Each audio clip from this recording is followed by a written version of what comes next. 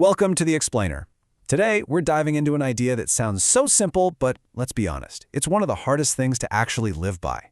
We're talking about the surprising and frankly essential power of being imperfect. All right, so let's just jump right in with a question for you. Why are we so afraid of being wrong? I mean, from the time we're kids, we're basically taught that mistakes are bad, right? That failure is this thing you have to avoid at all costs.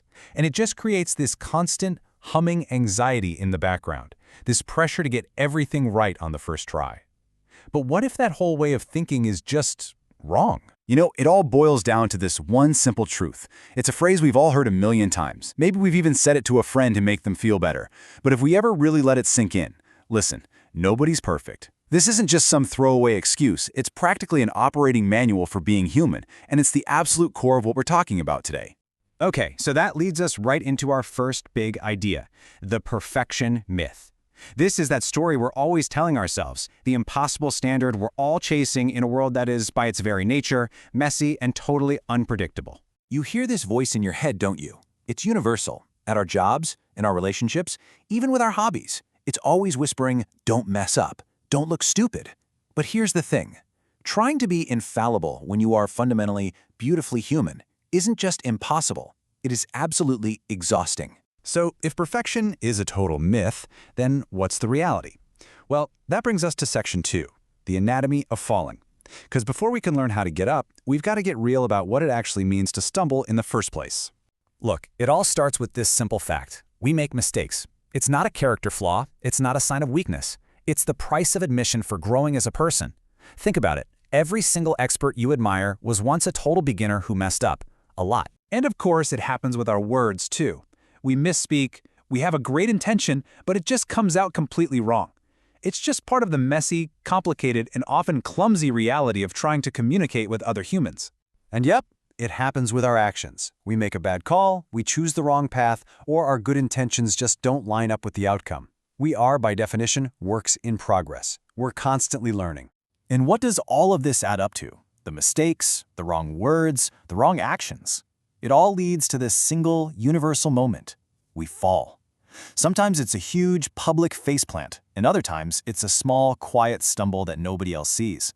But the experience is the same. We fall. Okay, but this is where the entire story pivots. This is the most important part, because falling is inevitable, sure, but it is not the end of the story, not even close. So welcome to our next section, the art of getting up. This is where the real power is. And the secret here, it's not some complicated formula. It's actually a really simple, powerful rhythm. Just 3 beats. First, we fall, and we have to own it, just for a second. Second, we get up, and that's a conscious choice not to stay down. And third, we move on. I absolutely love this distinction. Getting up and moving on, it's not about pretending the fall never happened. It's not about just passively recovering. No, it's an active process. It's about taking the energy from that stumble, learning what you can from it, and then using it to literally propel yourself forward. It's all about building momentum, not just getting back to where you started. Which brings us to our final and maybe most profound idea today. Let's put this all together and see how it completely changes our perspective in this last section. Life redefined. So if we really embrace this, it kind of redefines everything. What is life? It's not the perfect highlight reel we post online. Life is the process itself. It's the constant, messy cycle of falling, getting up, and moving on.